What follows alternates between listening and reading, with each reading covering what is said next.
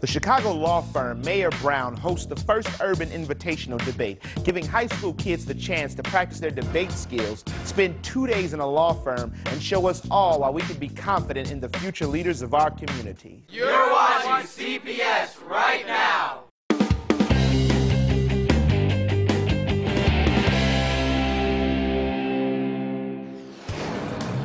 What's going on here today is an event that we have called the Mayer Brown Debate Invitational. It's the first of these that we've done.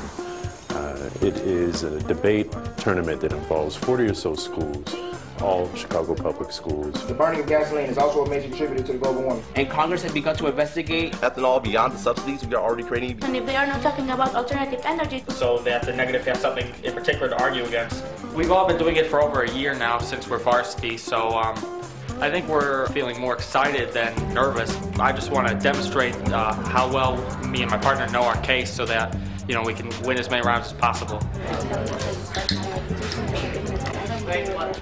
In 1995, a group of people came and formed the Chicago Debate Commission. They asked the question, are there any debate teams in Chicago Public Schools? Because their mission was to bring back a debate, competitive academic debate, to the Chicago Public Schools. First argument is going to be Top County, and then moving on to Iraq Oil. The theme of this event is urban debate and the diversification of the legal profession. And so the debaters are being oriented about what it means to be a lawyer, what a lawyer does, what different kinds of law practice there are, and how one prepares to become a lawyer. It was a natural for us to partner with the local schools and invite kids to participate in an invitational in which they could demonstrate their debate prowess. And we have partners that want to nurture our kids and give them internship opportunities and job shadow opportunities. So this is something that we want to do from this day forward, is, you know, develop partnerships, be it a law firm, be it corporations, be it other organizations. We just want the world to know how important debate is and how important our students are, how committed and dedicated they are. What is really cool is I get to hang out with lawyers, and I love law. I love everything about it. The more I'm around here, the more I say, you know what, I can do this. It's a 4-round tournament, all right, 4 debates. We have 2 judges per debate, so that's been really nice for the students, so they've been able to get 2 different perspectives. And Congress has begun to investigate and deliberate about the risk of climate change and potential mitigation. The affirmative team in a debate round has to support the resolution. These countries have the resources and the political will and capacity to secure. And the resolution that this year is resolved that the United States federal government should substantially increase alternative energy incentives in the United States. The burning of gasoline is also a major contributor to the global warming. Cars and light trucks account for 2/3 of CO2 emissions. I mean, we're not talking about like regular things. We're talking about ethics and global nuclear destruction. It's exciting and it's fun. It'd still be too easy for a plane to crash into a nuclear power plant or some other way for it to be sabotaged. Even if the judge thinks that nuclear power is a good idea, there's no jurisdiction because there are no fit. The general idea is that you take a side. One side has to debate why we should maintain the status quo, and the other side debates why things generally should change. We are using this money to harness more alternative energy that's cleaner instead of moving a bunch of toxic nuclear waste. What debaters are doing constantly is they're trying to find out what the flaws are in their opponent's arguments. I'm talking about your definition for incentive. Right, we say that anything that increases action. What we're doing Where do you get your definition from? Every time I go into a debate round, it feels like it's a battle between me and the other team. The fierceness of the competition strengthens our relationships. It's like we're having fun and we're learning, and we're also being really competitive. China was helping China's economy. I don't see how that's connected with oil. And it's not like we're enemies, like throughout the entire thing. We're just exchanging ideas. They have really learned how to be truly effective debaters by proving their point well without having to take their enemy out at the knees. How does our plan specifically lead to racism? Because you're still going to, because you're in front of an audience that may be skeptical. You may have to persuade them. And in order to do that, you have to think through what are the potential flaws in my position? Where can I strengthen the evidence in my argument?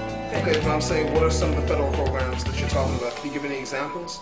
Gallons of oil spilled annually since water. The judges have to be convinced as to whether or not they should change the status quo or maintain it. So they have to ask themselves the question at the end of the debate of whether students have convinced them. These threats will exist. It's this kind of academic exercise that, by the way, is built on a competitive sports-like structure that makes it motivating, enjoyable, and engaging.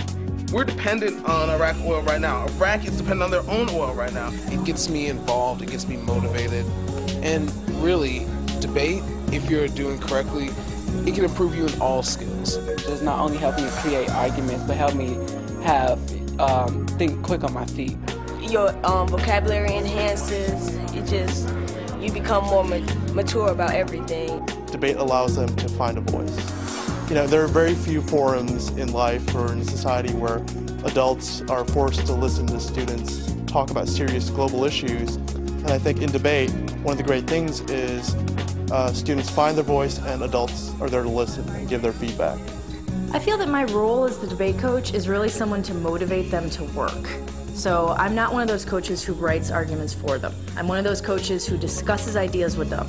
You don't feel like your parents listen maybe, or you don't feel like your friends care what you think. But in debate, you know, we're really asking them to talk about the most serious things in the world, and they are able to do it successfully. The owners of the property can use as a matter of a right, and capitalism gives equal rights to men and women. Corporations that know a lot about the government, you know the issues, and when you look at the news, you can go farther into it, in depth with it, because you know, you can kind of say, I know about that. We always listen to National Public Radio every morning, which basically just give us, you know, updates on, you know, current events that's going around the world. Our students have a file folder ready to talk about the very scientists who argue global warming is causing environmental harm to the earth. Or sometimes the students will argue the opposite, that global warming is not man-made and that it's historically inevitable. But they're able to argue both sides of those issues. Every individual showing concern over the climate crisis deserves respect. Respect also involves acknowledging that different people have different backgrounds, loyalties, and understanding. I love to teach and I love to learn, and through every debate, every practice, every day, I learn something from the kids. So it's very reciprocal in the joy, happiness, learning, and teaching that goes on a regular basis. Social ecology is... You can have students in a school who are smart and want to show that they're smart. But if there's no community support for it, if there's no place where that's valued, they have to hide that, they lose it. That's why high schools that are better supported by our society have those programs, okay? Because they know that it's important that those kids who are communicators and those kids who are smart have a place to show that. And that's why the Chicago Debate League has been so valuable to so many kids. Combat aircraft and possibly surface-to-air missiles he shares with that. Chicago Public Schools has one of the best, if not the very best, urban debate leagues in the country. Many kids across the city of Chicago, they feel like this is a place where I can be smart. This is a place where I get rewarded for being a good speaker. This is a place where my knowledge about politics doesn't make me odd, it makes me successful. It's something that you would think of as like not cool or whatever, but it's a learning experience. It's very fun. You meet nice people. You get lots of opportunities. I think that the kids learn so much, and they grow so much, and it's their ticket to college, frankly, and beyond. For me, basically it's been, because right now I probably like laying around the house watching Saturday cartoons, but basically just really getting me out to explore, you know, new benefits and new adventures, going into debate. You know, nobody wants to be sitting out in the corner just laying out, you know, your mother's house when you're like 37 years old, so basically that's about it. I am heartened. I think even the most callous lawyer would be heartened by being around these kids. It gives you hope for the future. You've taken the first step today because you at least have identified something that you care about and you're passionate about and something you want to do. Let me tell you, that puts you ahead of so many people.